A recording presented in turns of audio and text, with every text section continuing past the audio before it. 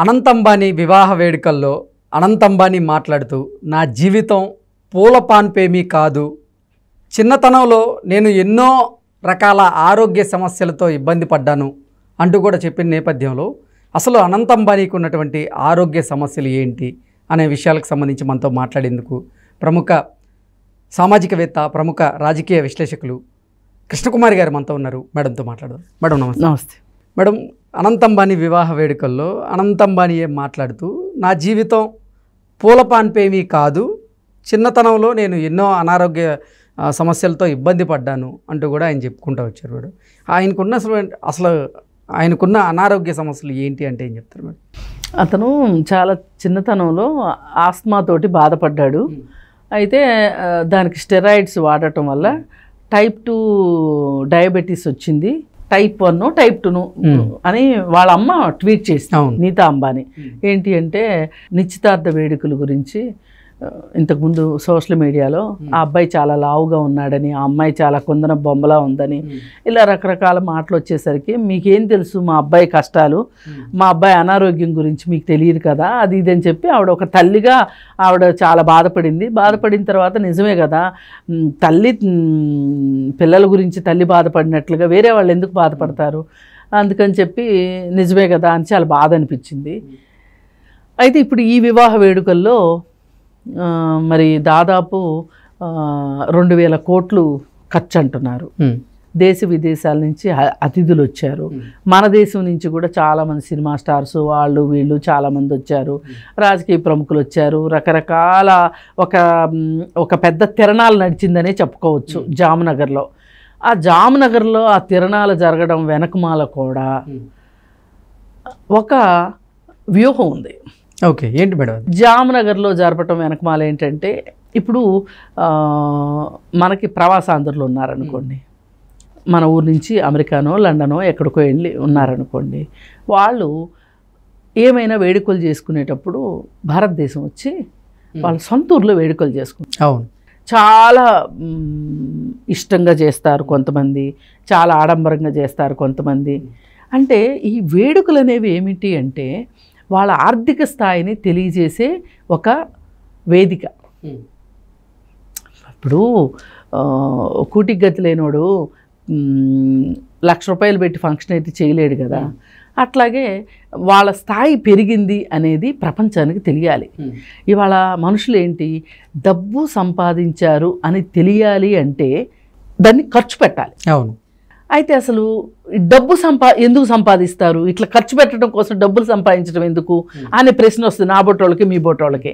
అయితే ఒక మనిషి సక్సెస్ అయ్యాడు, విజయాన్ని సాధించాడు అంటే ఎంత డబ్బు సంపాదించాడు. మన సమాజం తెలిసి కొంత తెలియక కొంత ఒక మనిషి విజయాన్ని ఆర్థిక స్థాయితోనే కొలుస్తారు. ఇప్పుడు అతను ఎంత మంచివాడు, అతను ఎంత చీమకు కూడా అపకారం చెయ్యనివాడు, పాముకు కూడా పాలు పోసేవాడు, ఇట్లా ఎవరు ఆలోచించరు. ఏం ఆలోచిస్తారు, ఎవరికన్నా సేవ చేశాడా, లేదు అనుకుంటే 10 మందికి అన్నం పెట్టాడా, 10 మందికి స్కూల్ చెప్పించాడా, ఇట్లాంటి ఏమీ పట్టదు. ఏంటి వాళ్ళకి పట్టేది అంటే అతని సంపదని ఎంత చూపించాడు, ఎంత సంపాదించాడు, ఎంత చూపించాడు అనేది గీట్రాయ్ మన సమాజంలో. దానిలో భాగంగానే ఎన్ఆర్ఐలు వచ్చి ఇక్కడ ఫంక్షన్లు చేస్తూ ఉంటారు.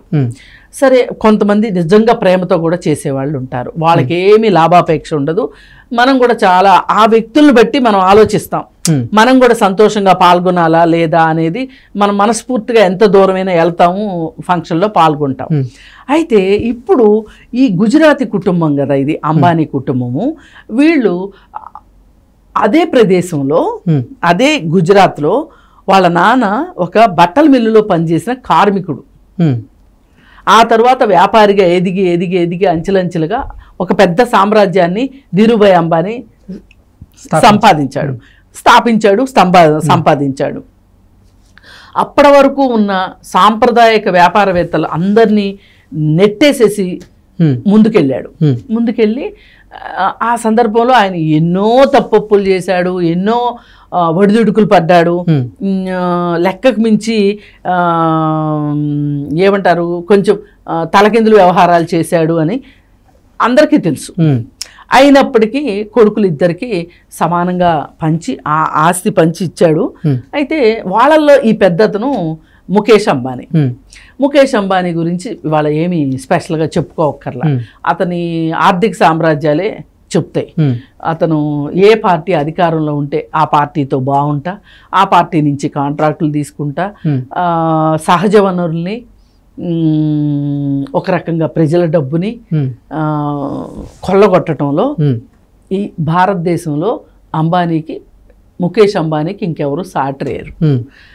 కాకపోతే ఆయన స్థానంలో ఒక అదానీ వచ్చి చేరాడు. అది కూడా బీజేపీ ఇంట్రెస్ట్ వల్ల వచ్చాడు తప్పితే అదానీ కూడా వచ్చి ఉండేవాడు కాదు. ఇప్పుడు ఈ ముఖేష్ అంబానీ ఇంతంత ఆస్తులు ఎట్లా సంపాదించాడు అనేది దానిలో ఎంత డొల్లతనం ఉందో అందరికీ తెలిసిన విషయమే. ఇప్పుడు ఓఎన్జీసీ ఉంది. ఇప్పుడు ముఖేష్ అంబానీ విపరీతంగా డబ్బులు సంపాదించింది ఎక్కడంటే ఆయిల్ అండ్ న్యాచురల్ గ్యాస్ విషయంలో.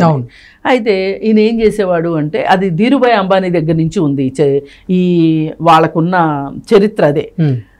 ఇప్పుడు ప్రభుత్వ సంస్థలు చాలా ఎక్కడ ఏ పని చేయొచ్చు దానికోసం రీసెర్చ్ అండ్ డెవలప్మెంట్ చేసి దానికోసం చాలా ప్రజాధనాన్ని ఖర్చు పెట్టి, ప్రభుత్వం డబ్బు అంటే ప్రజాధనమే కదా, ఖర్చు పెట్టి దేశానికి ఒక ఉత్పత్తిని అందిద్దాము అని చెప్పి ప్రభుత్వ రంగ సంస్థలు ఉంటాయి. అయితే ఈ ప్రభుత్వ రంగ సంస్థల్లో పనిచేసిన వాళ్ళని, రిటైర్ అయిన వాళ్ళని తీసుకుని వాళ్ళు వాళ్ళ దగ్గరున్న ఇన్ఫర్మేషన్ తోటి వీళ్ళు పోటీ సంస్థను ఒకదాన్ని సేమ్ అలాంటి దాన్ని పోటీ సంస్థను తయారు చేస్తారు. ఇప్పుడు దానిలో భాగంగానే ఓఎన్జీసీ నుంచి విఆర్ఎస్ తీసుకున్న ఎంప్లాయీస్ని, రిటైర్ అయిన ఎంప్లాయీస్ చాలామంది ముఖేష్ అంబానీ దగ్గర ఎంప్లాయీస్గా ఉంటారు. బిఎస్ఎన్ఎల్లో రిటైర్ అయిన వాళ్ళు ఇప్పుడు ఆయన దాంట్లో ఉంటారు. ఈ బిఎస్ఎన్ఎల్ని కూడా ప్రైవేటీకరించి ప్రజాధనంతో టవరింగ్ సిస్టమ్ మొత్తాన్ని ఎవరి డబ్బులతో, ప్రజాధనంతో చేస్తారు. ఆ తర్వాత ఆ ఏరియాలో బిఎస్ఎన్ఎల్ తగ్గిపోతుంది, బిఎస్ఎన్ఎల్ కస్టమర్స్ తగ్గిపోతారు. ఏం చేస్తారు అప్పుడు వాళ్ళు అంటే చాలా ఆఫర్లు పెడతారు. బిఎస్ఎన్ఎల్ పెట్టనని ఆఫర్లు వాళ్ళు పెడతారు. ఆఫర్లు పెట్టేసేస్తే కస్టమర్స్ అంతా బిఎస్ఎన్ఎల్ నుంచి పొలోమని అటు వెళ్తారు. వెళ్ళిన తర్వాత ముందు వాడు ఫ్రీ ఫ్రీ ఫ్రీ అంటాడు. ఒకప్పుడు మీకు గుర్తుండే ఉంటుంది, నెట్ ఫ్రీ అని ఇచ్చాడు. అవును, 299 రూపాయలకే మీకు సంవత్సరం అదే 3 నెలల నెట్ ఏదో ఇచ్చాడు. ఒకసారి మీరు కనెక్షన్ తీసుకోండి, రిలయన్స్ కనెక్షన్ తీసుకోండి, మీకు ఫోన్ ఫ్రీ అన్నాడు. అందరినీ మరి మళ్ళీ ట్రాయ్లో ఫోన్ పోర్టబిలిటీ గురించి ఒక నిర్ణయం తీసుకునేటట్లు ఇన్ఫ్లుయెన్స్ చేశాడు. చేస్తే అందరూ రిలయన్స్కి వెళ్ళారు. రిలయన్స్కి వెళ్ళిన తర్వాత బిఎస్ఎన్ఎల్ ఇప్పుడు డౌన్ అయిపోయింది. డౌన్ అవ్వడమే కాదు, దానిలో అది ప్రైవేటీకరణకి వెళ్ళిపోయింది. చాలా వరకు ఆ ఎంప్లాయీస్ అందరికీ బలవంతపు విఆర్ఎస్ ఇచ్చారు. ఇవాళ బిఎస్ఎన్ఎల్ వ్యవస్థ మొత్తం కుప్పగూలిపోయింది అంటే దానికి ప్రధానమైన కారణం ముఖేష్ అంబానీ. అలాగే ఓఎన్జీసీ, మన ఆయిల్ అండ్ న్యాచురల్ గ్యాస్ సంబంధించి ఈరోజు మనం ఒక గ్యాస్కు సంబంధించిన సంక్షోభాన్ని ఎదుర్కొంటున్నాము. ఇంత రేట్లు పెరుగుతానికి కూడా కారణం ముఖేష్ అంబానీ.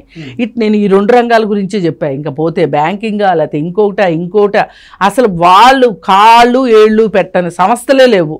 వాళ్ళు ఎక్కడికి వెళ్తే అక్కడ వాళ్ళ లాభాలు వాళ్ళు చూసుకుంటారు. ఇవాళ బాంబేలో ఆంటేలియా అని చెప్పి ఒక పెద్ద ఇల్లు కట్టారు. ఎన్ని 100 కోట్లతో ఇల్లు కట్టారు, 1000 కోట్లతో కడితే ఆ ఇంటి ప్లేసు వక్ఫ్ బోర్డు ల్యాండ్ అని చెప్తారు. దానికి సంబంధించి ఏవేవో మతలబులు చేశారు. అయితే ఇదంతా ఎందుకు చెప్తున్నాను అంటే, ఈ ముఖేష్ అంబానీ కొడుకు ఈ అనంత్ అంబానీ. ఈ అనంత్ అంబానీకి ఆరోగ్యం సరిగా లేదు. అతను చూస్తేనే తెలుస్తుంది. ఆయన అనారోగ్యం గురించి ఆయన చెప్తున్నప్పుడు అందరికీ కన్నీళ్ళు వచ్చినాయి. తల్లి తండ్రి కూడా వెక్కి వెక్కి వెక్కి వెక్కి ఏడ్చాడు. ఎంత డబ్బులున్న ముఖేష్ అంబానీ ఏడవటం ఏంటి? మన మధ్యతరగతి భద్రజీవులు వీళ్ళకి ఎంత ఏడుపు వచ్చేసిందంటే వీళ్ళు కూడా టీవీల ముందు కూర్చొని ఫోన్ల ముందు ఏడ్చుకుంటూ కూర్చున్నారు. మహామహా వాళ్ళు వేసుకున్న డ్రెస్సులు ఇంతంట, అక్కడ పెట్టిన భోజనాలు ఇన్నంట, ఇలా రకరకాలు ఇవన్నీ చేసింది ఎందుకు అంటే, ఇది ఒక రకంగా నా దృష్టిలో అయితే వల్గర్ డిస్ప్లే ఆఫ్ వెల్త్. వాళ్ళ సంపదని ఆ విధంగా ప్రదర్శించుకున్నారు, ఒక ప్రదర్శనశాలగా పెట్టారు సంపదని. అయితే ఆ జామ్నగర్లోనే ఎందుకు చేశారు అని కదా మన ఉద్దేశం. అంటే మన గుజరాత్ బాబు ఎలా డబ్బులు సంపాదించాడు, ఎంత గొప్పవాడయ్యాడు, ప్రపంచ కుబేరుల్లో మన ముఖేష్ అంబానీ ఏ స్థాయికి వెళ్ళాడు అని చెప్పుకోవడానికి మాత్రమే తప్పితే ఇది ఇంకెందుకు పనికొచ్చే విషయం కాదు. పైగా ఆయనకి ఎలా ఉపయోగపడతాయి ఈ 2000 కోట్లో లేకపోతే 3000 కోట్లో ఎలా వెనక్కి వస్తాయి అంటే, మీరు కావాలంటే చూసుకుంటే ఈ 10 రోజుల్లో 15 రోజుల్లో ఈ వేడుకలు జరుగుతున్నాయని విదేశాల నుంచి వచ్చారని ఇవన్నీ చూసిన తర్వాత వాళ్ళ షేర్ రేట్ ఎంత పెరిగిందో చూడండి, వాళ్ళ షేర్ వాల్యూ ఎంత పెరిగిందో చూడండి. జనాలు కొనుక్కునే షేర్లే కాదు, వాళ్ళ అధీనంలో కూడా కొన్ని షేర్లు ఉంటాయి. అంటే ఆ షేర్ కూడా పెరుగుతుంది కదా. వాళ్ళ షేర్ మార్కెట్ని పెంచుకోవటానికి కూడా ఈ విషయం ఉపయోగపడింది. అంటే ఒక పని చేస్తే 4-5 రకాల ప్రయోజనాలు వచ్చేటట్లుగా చేసుకోవటంలో ఈ వ్యాపారస్తుల లక్షణమే ఉంటుంది. ఈ వ్యాపారుల్లో కూడా గుజరాత్ వ్యాపారస్తులు ఇంకాస్త వేరయ్యా అన్నట్లు ఉంటుంది వాళ్ళ సంగతి. వ్యాపారస్తులు వేరయ్యా, గుజరాత్ వ్యాపారస్తులు మరింత వేరయ్యా అన్నట్లు ఉంటారు. నాకేమి ఆయన డబ్బుల మీద వాళ్ళ అబ్బాయిని అంత గ్రాండ్గా ఆయన పెళ్లి చేసుకుంటే నాకేమి అభ్యంతరం లేదు. కాకపోతే ఈ సంపద సృష్టించే పరిస్థితుల్లో సమిధలైన వాళ్ళు ఎంతమంది శారీరక కష్టాన్ని, మానసికమైన శక్తిని పీల్చి పిప్పి చేస్తే ఇన్ని డబ్బులు పోగుపడ్డాయి. అలాగే మన దేశ వనరులను ఎన్నిటిని కొల్లగొడితే అన్ని డబ్బులు వచ్చినాయి. అలాగే వాళ్ళకి కార్పొరేట్ ట్యాక్స్ రాయితీలు ఇచ్చాడు మోడీ సారు. మరి ఇక్కడ ఒక చిన్న వ్యవసాయదారుడు బ్యాంక్ లోన్ ఎగ్గొడితే ఇంటి తలుపులు తీసుకెళ్లిన సందర్భం మనం చూసాము. ఒక వ్యవసాయదారుడికి సంఖ్యలు వేయటం చూసాము. అంత చిన్న రుణాలు మాఫీ చేయొచ్చు కదా, కార్పొరేట్ ట్యాక్స్ ఎందుకు మాఫీ చేశారు? ఇదంతా చేశారు కదా.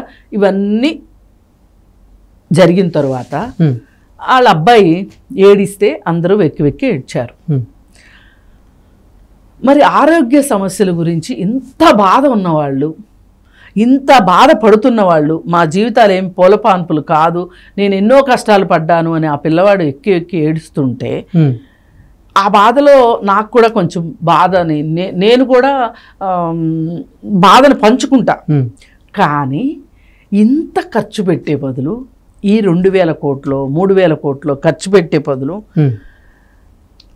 చాలా సింపుల్గా పెళ్లి చేసుకుని ఇలాంటి అనారోగ్య సమస్యలతోటి మన భారతదేశంలో చాలా మంది పిల్లలు చనిపోతున్నారు. ఎగ్జాక్ట్లీ.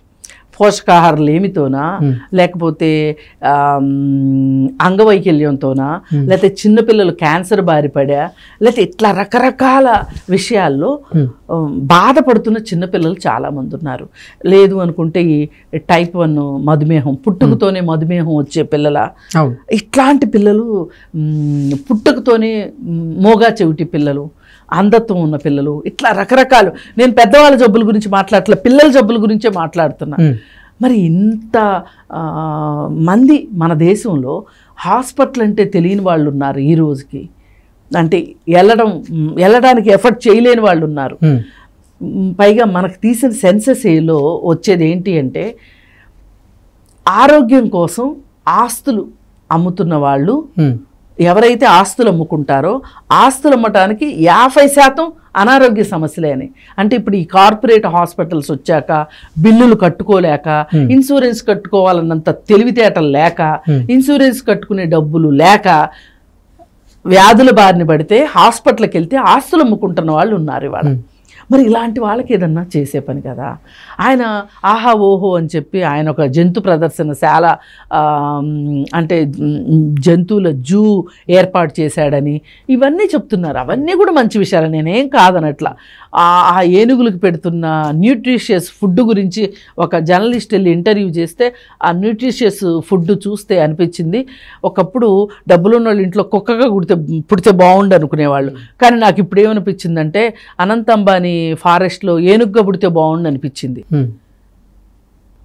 అంటే నేనేమి ఏనుగులను తక్కువ చేయట్లేదు, కుక్కలను తక్కువ చేయట్లేదు, కానీ ఒక పేదవాడికి ఒక ఆశ్రయం పొందే హక్కు లేదా, ఒక పేదవాడికి న్యూట్రిషియస్ ఫుడ్ తినే హక్కు లేదా, ఇది నా బాధ.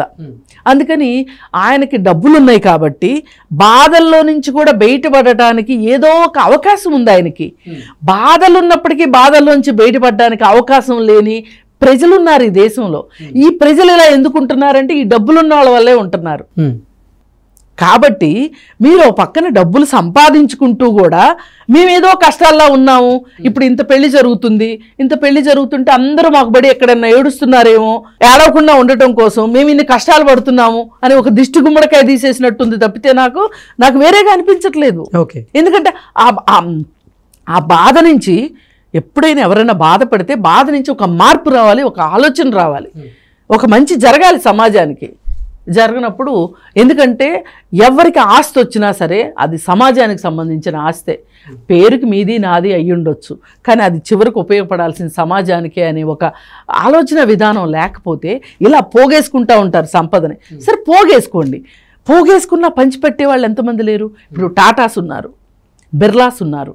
ఇప్పుడు కొత్త రోజుల్లో ఈ కాలంలో చూసుకుంటే అజిం ప్రేమ్జీ గారు ఉన్నారు, సుధామూర్తి ఉన్నారు. వీళ్ళు ఎంతంత చేస్తున్నారండి, ట్రస్టుల పేరుతో ఎంత చేస్తున్నారు. ఇలా వీళ్ళు చేస్తుందే లేదు. ఇంత చాలా తక్కువ చేసింది ఎవరన్నా ఉన్నారు అంటే అంబానీ ఫ్యామిలీయే. అందుకని మీరు ఏదో చాలా కష్టాలు పడిపోతున్నట్లు మీరేమీ చెప్పాల్సిన అవసరం లేదు. మీ కష్టాలకి ఎన్నో ఇంతల రెట్లు సంపదని సమాజం నుంచి మీరు తీసుకున్నారు. మీరు ఈ పెళ్ళి ద్వారా అయ్యే ఖర్చుని అట్లా కాకుండా ఇట్లా సమాజానికి ఉపయోగపడేటట్లుగా చేసున్నా బాగుండేది. పోనీ కనీసం అయినా సరే మీ దగ్గర తరగని ఆస్తి ఉంది కాబట్టి ఈ పెళ్లి సందర్భంగా మీ షేర్ వాల్యూ పెరిగిన దానికి